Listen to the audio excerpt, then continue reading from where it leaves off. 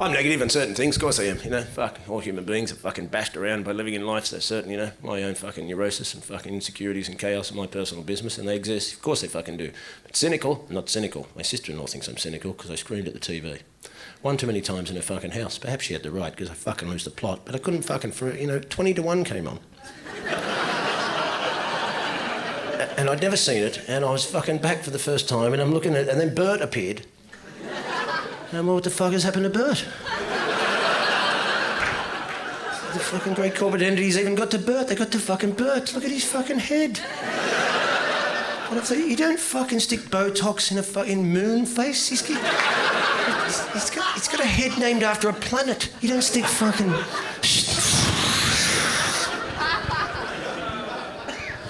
And so, you know, I've lost the plot and freaked out, and she's fucking going, "You're such a negative man, aren't you?"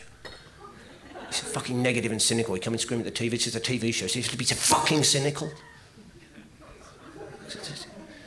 Yeah, she's a fiery bitch.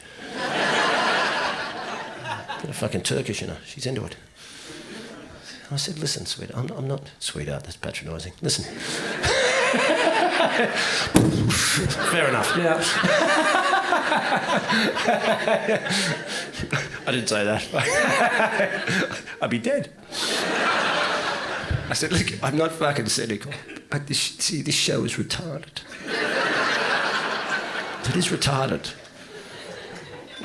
We're fucking supposed to be spiritual creatures evolving into the unfathomable universe and kind of travelling through trans-dimensional realities to create a better reality. We shouldn't be watching this. This is fucking retarded." And there's a difference between being cynical and understanding this level of stupidity. You understand? For example, if I got 2 bits of bread this evening and I smeared them in shit, and I went up to any of you good people and went, "Here you go." And you'd look at me and you'd go, "Oh, what the fuck is this?" Like, that's your lunch. But this is shit. Oh, stop being so cynical. It's so negative. Now eat your fucking shit. So no, I don't think I'm cynical, not at all. You know, fuck that. Although I do know the future's fucked. I've seen the films. So. Oh, you ever seen a good film about the future? Fucking hard. Try and find one. Try and think of one. Rack your brain for a film about the future that doesn't involve the whole fucking place being a post-apocalyptic dead fucking world where nothing exists on the surface except for the black rain and the last human beings alive that don't have the virus.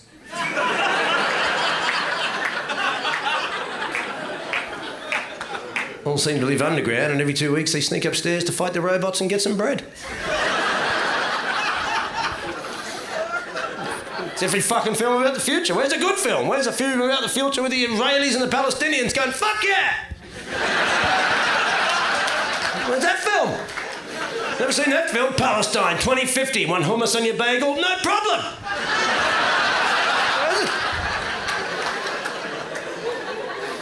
There's no film about that. Why? Because that's not the fucking plan.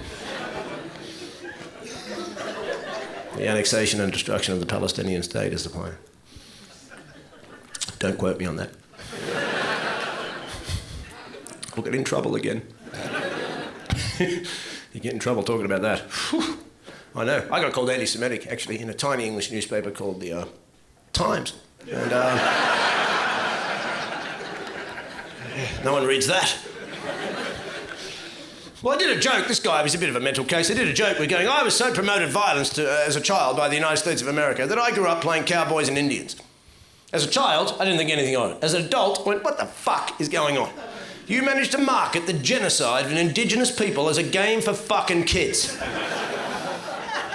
Now, Australians, far from perfect, but I've never played cops and Aboriginals, not fucking once. Right?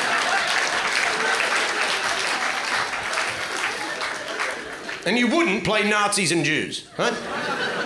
Exactly, whereas he went on to say Hughes promotes the idea that the audience should teach their children to play Nazis and Jews instead of Cowboys and Indians, which is a fucking lie, because the joke is about how you would make a game out of mass human suffering. You fucking liar. That's why. But, you know, fuck it. It's dangerous. It scared the shit out of me, to tell you the truth. Fucking telling me I hate all the Jewish people in the world. And what are you talking about? I've got the Seinfeld box set, for fuck's sake. I don't know.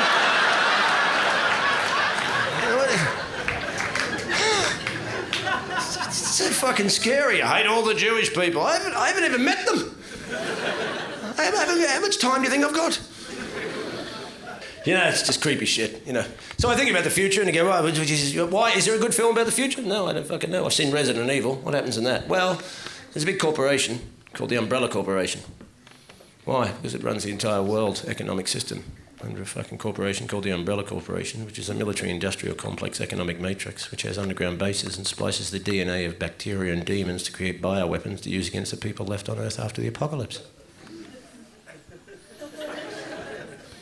Bring your kids to see this, but don't smoke in the car on the way there, because it's very bad for them. Do you have a secondary smoke? You're worried about secondary smoke. Not about this idea. It's just a film, Steve. Yeah, no, it's just a film. What else is about the future? Well, we can watch Minority Report. What's that about? Well, thought crime. It's just a film. It's just a film about thought crime. That's all it is, about preemptive crime, thought crime. And who's in it? Tom Cruise. He's not weird. Yeah, so... yeah.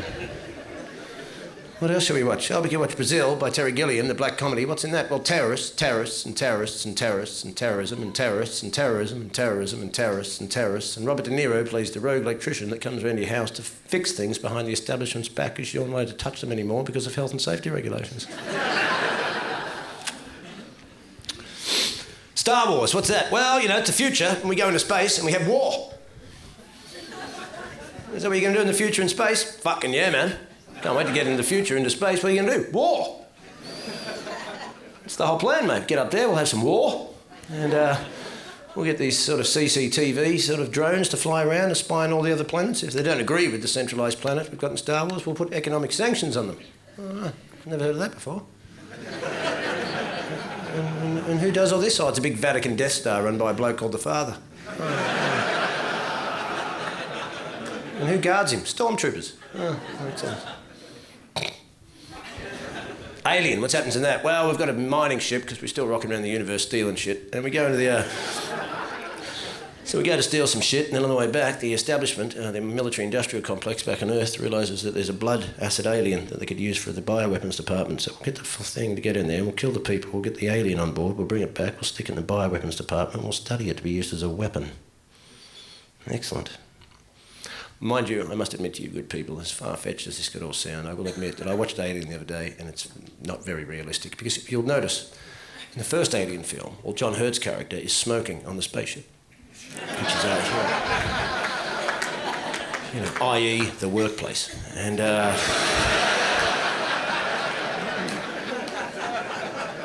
you know, before he actually went down to sort of check out the thing, none of them actually filled out a risk assessment form. And so, you know, who knows? But you know, is Hollywood just for entertainment? How come there's no good films about the future?